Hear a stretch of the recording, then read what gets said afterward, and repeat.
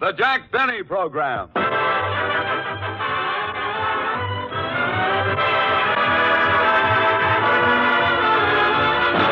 Jack Benny with Mary Livingston, Phil Harris, Rochester, and yours truly, Don Wilson.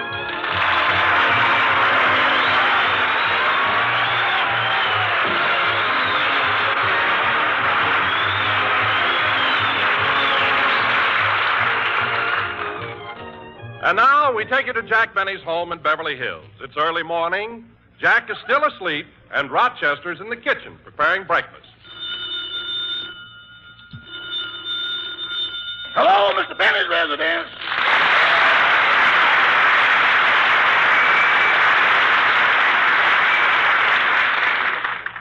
Mr. Benny's residence, star of stage, screen, and radio. So whether you go out or stay home, he's got you trapped.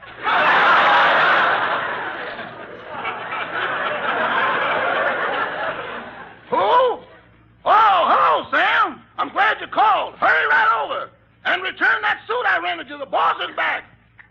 I know your week ain't up yet, but I'll give you your money pronto, pro rata, and providing I'm alive when you get here.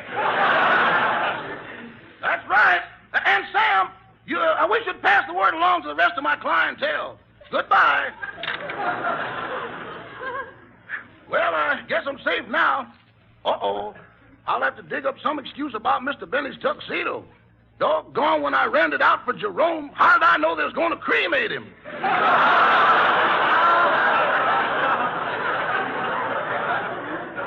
Oh, well, I'd better prepare breakfast before the boss gets up. Coming!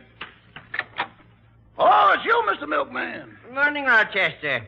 I see by this note you left you want me to start delivering milk again and stop leaving cream. Yeah, Mr. Benny's back. Oh. Say, Rochester, is it true that Mr. Benny is going on the air for a new sponsor? Yes, sir. Well, look, you tell Mr. Benny I'll be listening to him. Goodbye. Goodbye. Oh, by the way, there's a little matter of last month's bill. Here it is. $28 for cream. Okay, I'll write you out a check for it. Wait a minute. Is that a pair of dice you're taking out of your pocket? Mr. Milkman, lay that bill down on the ground. Oh, but Rochester, now look, I don't want It's too late now. I'm wound up. Oh, all right. Here goes.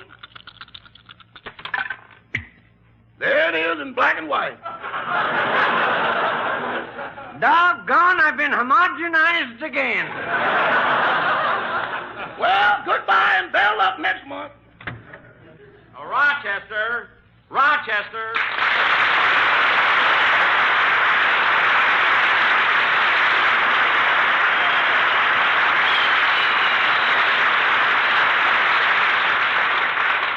Rochester. Oh, good morning, boss. Sit right down and have your breakfast. Thanks. Gee, it's good to be home. Good to have you home, boss. You'll never know how much I miss you. Did you, Rochester? Yeah. The 3 months you were away, this whole house was so lonesome. I'd go into the living room and see your big easy chair with no one in it, and I'd feel like crying. Gee. The trees outside were in bloom, but they looked barren to me. Oh, Rochester. The birds were singing, but I never could seem to hear them. The sun was shining, but I never saw it. Really, Rochester? Yeah. I never got up till 8 o'clock at night.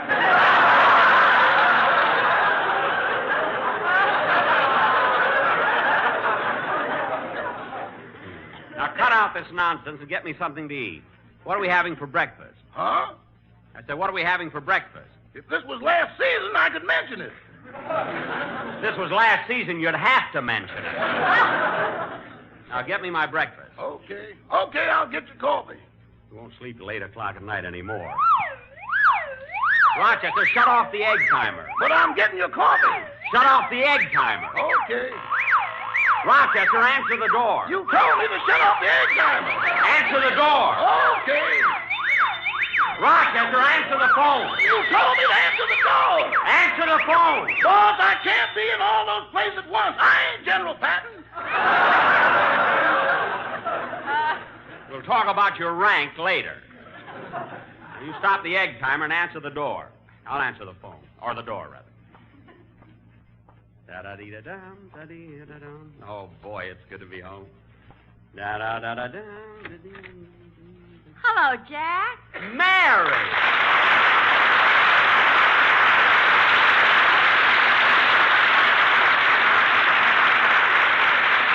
Gee, it's good to see you. Gosh, Jack, you look wonderful. I got to give you a great big kiss. Oh, Mary, not out here on the front porch. Another one. Mary, please, you're embarrassing me.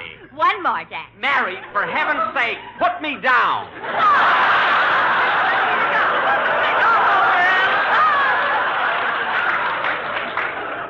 Please. Oh, Jack, what are you ashamed of? I haven't seen you in 3 months, and that's a long time to go without a kiss. Gee, Mary, you mean you haven't kissed anybody for 3 months? Leave me out of it. I'm thinking about you. Oh, thanks. Gosh, Jack, it's good to see you. How was your trip? Come on in. I'll tell you all about it. Mary, believe me, it was wonderful doing shows for the boys overseas. What a great job those kids are doing. And you know what? If I were 20 years younger, I'd be right out there with them. You said that during the last war. Well, I meant it then, too. I mean, Mary, stop mixing me up. I was in the last war. Remember, I was in the Navy? Oh, Miss Livingston, hello. How are Hello, you? Rochester. Mr. Bentley, that telephone call was from your sponsor. My sponsor? You act like you're surprised you got one. Well, I'm surprised he called. I wonder what it's about. Maybe he wants to... No, he wouldn't be giving me a bonus so soon.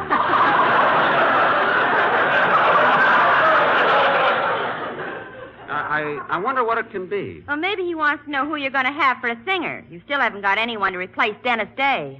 That's right, Mary. You know, confidentially, I've been considering Bing Crosby for my singer. You know, he's starting to get popular now. Well, Jack, I don't want to disillusion you, but you're not going to get Crosby for $35 a week. I wasn't thinking of $35. You ain't gonna get him for what you're thinking either.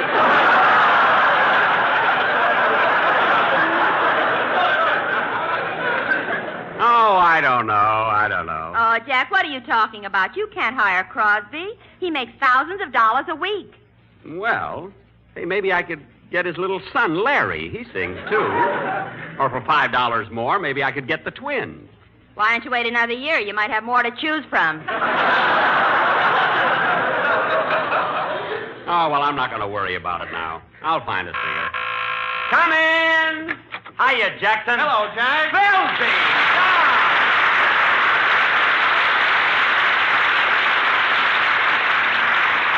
Hiya, Mary. Hello, boys. Oh, Jack, that trip did you a lot of good. You look wonderful. I feel good, Don. I really do. Although I lost about 10 pounds. Well, I lost some weight, too, but on me it isn't noticeable. Really, Don? How much did you lose? 84 pounds. Don, you didn't lose it. You just misplaced it. You know, Jackson, it's like old times having you back. I thought about you every day. Oh, sure, Phil. I bet you didn't even know I was gone. I did, too. You left on the day of Flat Top's funeral. You were gone all through Gravel Gertie, and you got back the day after the Brow paid his debt to society.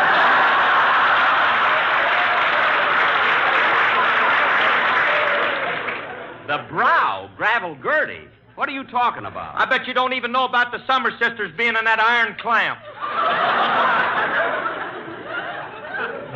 The Summer Sisters. How do you like that? The newspapers spend millions of dollars trying to educate people, and he don't even take advantage of it. Well, I've been away. I don't know what's going on around here. Say, Phil. Why, Jack, Phil was on the Kay Kaiser program. Well, that must have been nice. For 13 weeks. 13 weeks. Now I know you're a jerk. What do you mean? If you couldn't answer the questions the first week, why did you keep going back? That I can't understand. Look, Jackson, you got it all wrong. They hired me to ask the questions. I was the professor. Professor? Yes, professor. P-U-R-F-E-Z. I know how to spell it. O-R.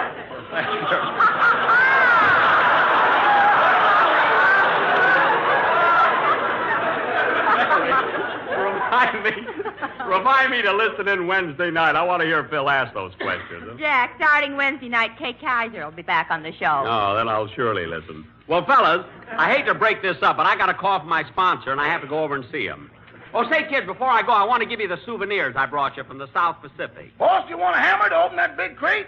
No, not the crate. The souvenirs are in the valises. Well, what's in the crate? Never mind. You're acting kind of funny about that crate, Jack. Why don't you open it? I don't have to. The souvenirs are in the valises. Then what have you got in that crate? It's something I brought home for myself. I got it on one of the islands in the South Seas. Well, open it up, Jack. Let's see what it is. Don, it's nothing. You wouldn't be interested. Rochester, give me that hammer. I'm going to open it up. Here you are, Mr. Harris. Phil, please. Phil, it's just a little thing I picked up on one of the islands. It's for me. Phil! Well, it's open.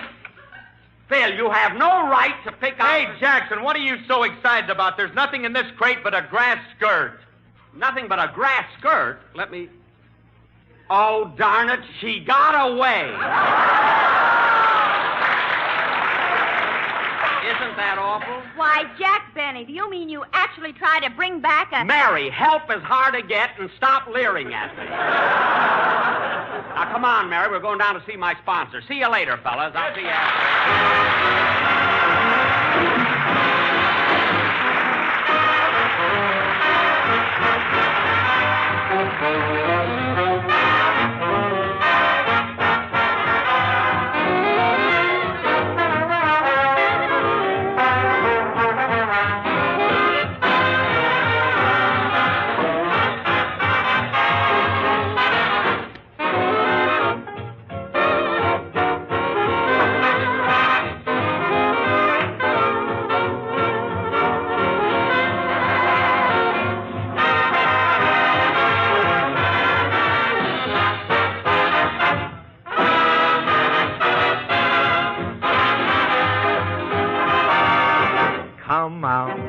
Come out wherever you are.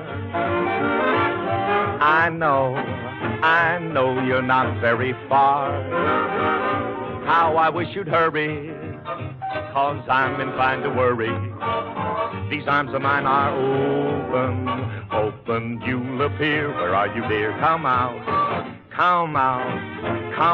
wherever you are. Come out from under that star. Yes, and incidentally, mentally, I'm not up to par. So come out, wherever you are.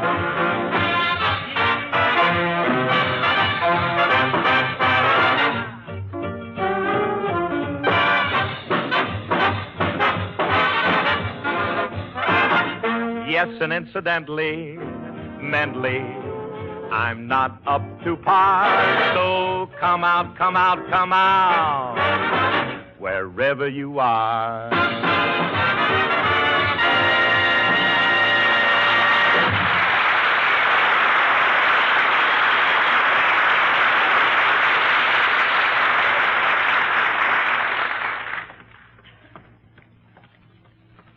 Here it is, Mary. Here's my sponsor's office, George W. Hill. Let's go in. Okay. And, Mary, please try and act nice, will you? Oh, Jack, stop worrying. Even though he is your sponsor, you don't have to fall all over him. Don't be silly, Mary. I'm going to treat him just like any other person. But, Jack, you never brought a girl an orchid. Why bring him one? Well, you know, Mary, a man in his position has got almost everything else. Come on, let's go in. Miss, will you please stop into Mr. Hill's office, step in and tell him I'm here? Yes, sir.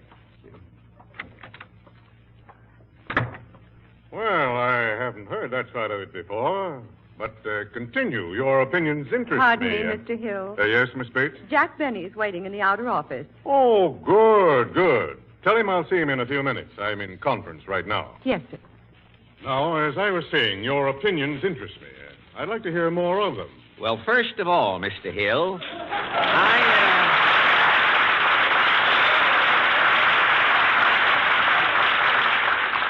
I don't want you to think that I have anything against Benny personally.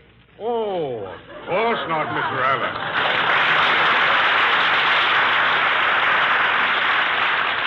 You see, Mr. Hill, with Allen, it's 2 receptions to 1 instead of...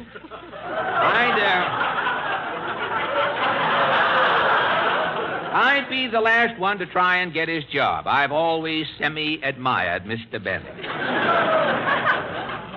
Well, after all, Fred, how could anyone dislike a man like Jack?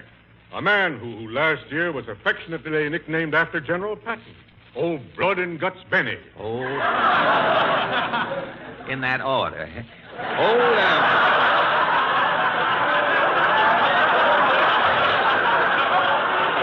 Old Blood and Guts Benny. You mean old Toupee and Wrinkles. Old Blood and... Why, you know, Mr. Hill, last week his doctor took a sample of Benny's blood and sent it to the laboratory to be analyzed. It came back with a note saying, "Congratulations. Put an olive in this and you've got a martini." Blood, why, Benny wasn't delivered by the stork. He was brought by a leech. Mr. Allen, hearing you talk, I get the impression that you don't like Mr. Benny. Oh, I'm sorry I gave you that impression, Mr. Hill. I'm really very fond of Jack. He's one of my best friends. It's just that I hate to see him go back on the air and be a flop. But what makes you think Benny will be a flop? He always gets laughs. Mr. Hill. Anyone can get laughs who tells a joke, wiggles his ears, drops his pants, and then shows a Bob Hope movie on the seat of his underwear.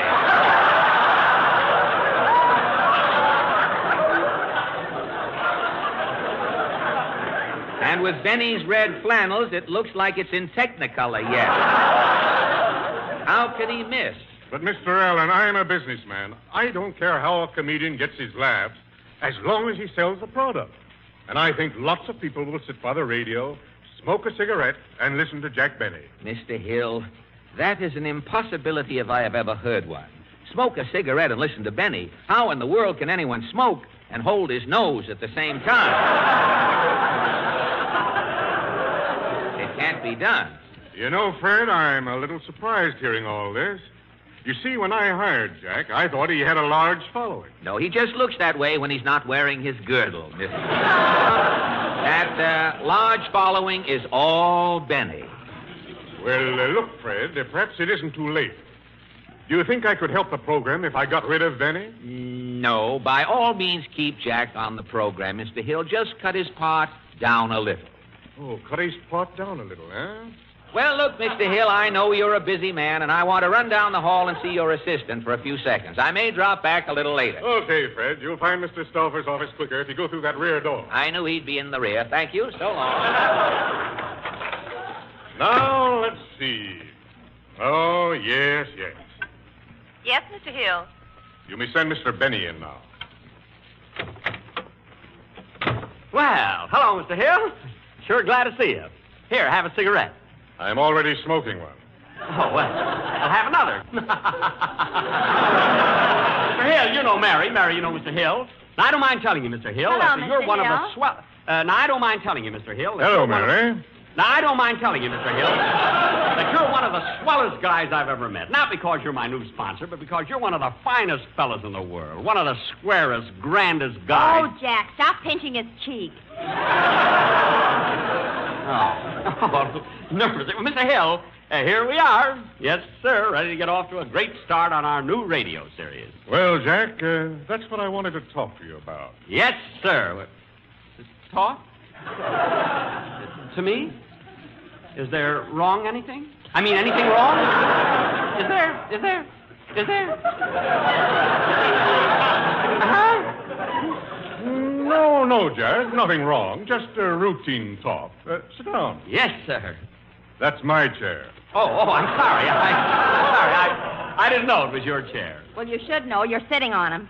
Oh, yes. Silly me not to notice you, Mr. Hill. I'll sit here. Now you're sitting on me. I guess I am a little excited, Mary. I'll sit here. All right, if you think you'll be comfortable on that ashtray. Pardon me, Mr. Trey. I'll just get up. Is this your lighted cigarette, Mr. Hill? Sorry, I didn't see it, Mr. Hill. Now, Jack, I wanted to talk to you about some things. Yes, sir. Yes. Oh, by the way, Guess who was sitting in this office just a few minutes ago? Well, I haven't the slightest idea, Mr. Hill. Who was it? Fred Allen. Fred Allen. What was he doing here? What did he want? What did he say? Well, Jack, for one thing, he said... That's a lie!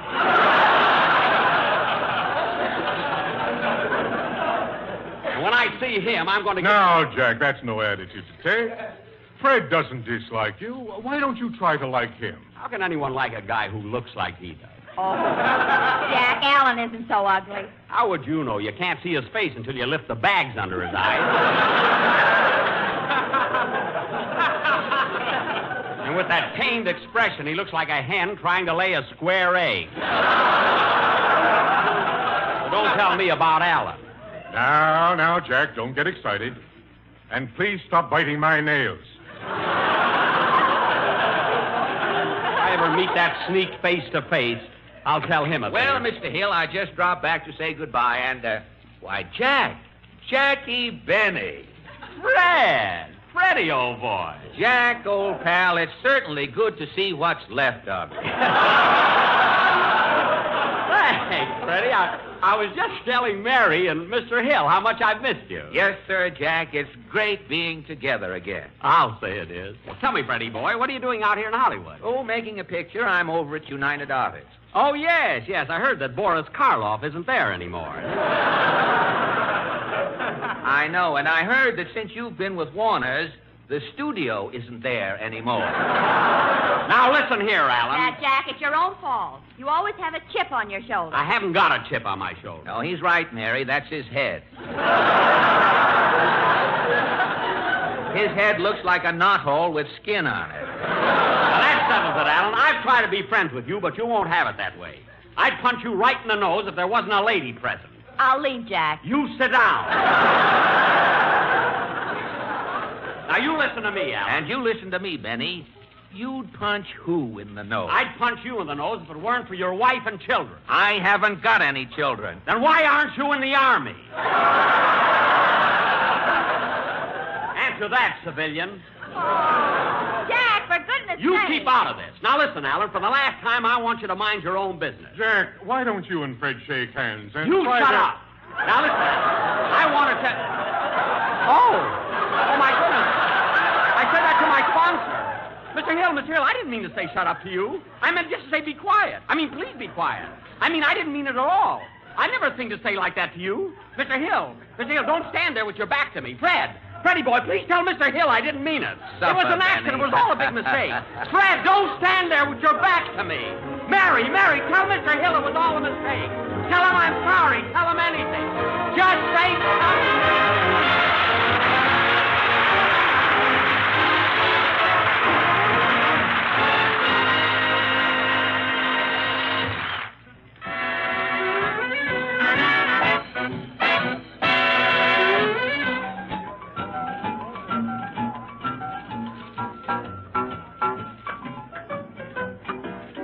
This is the G.I. Jive, man alive. It starts with the bugler blowing reveille over your bed when you arrive. Jack, that's the G.I. Jive. Rootily toot, jump in your suit, make a salute. Boot, then you wash and dress, more or less. You go get your breakfast in a beautiful little cafe they call the Mess. Jack, when you convalesce, out of your seat, into the street, make with a feet. Read. Now, if you're a PFC, your duty is to salute L-I-E-U-T. But if you brush the L-I-E-U-T, the MP makes you KP on the QT.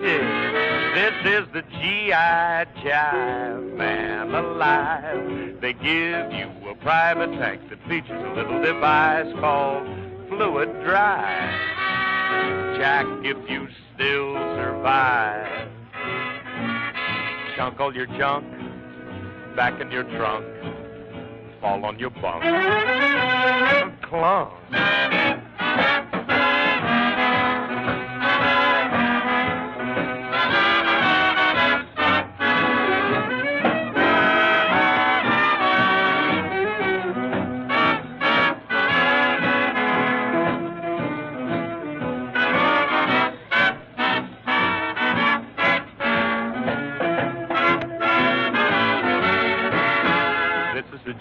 I jive. Man alive, they give you a private tank that features a little device called Fluid Drive. Jack, after you revive, chunk all your junk back in your trunk, fall on your bunk, clunk. Soon you're counting Jeeps, but before you count to 5, you'll be right back digging that G.I. jive.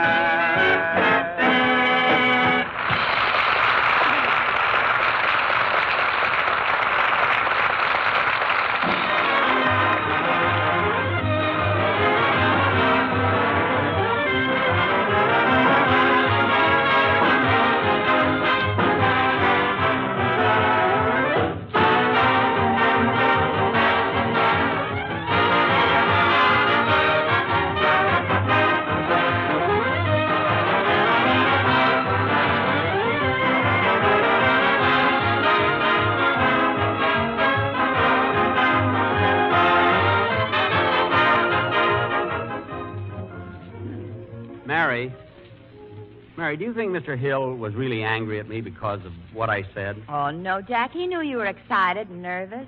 Gee, I hope so. Say, Jack, what are you going to do about a new singer for our show? We have to get somebody since Dennis is in the Navy. Well, I don't know, Mary. I thought maybe next Sunday I would talk to Frank Sinatra and see if I can make a deal with him. Frank Sinatra? Yeah. But, Jack, he's got 2 programs already. Well, then maybe he'll hire me. We'll get together some way. I'll ask him to drop over next Sunday. Good night, folks.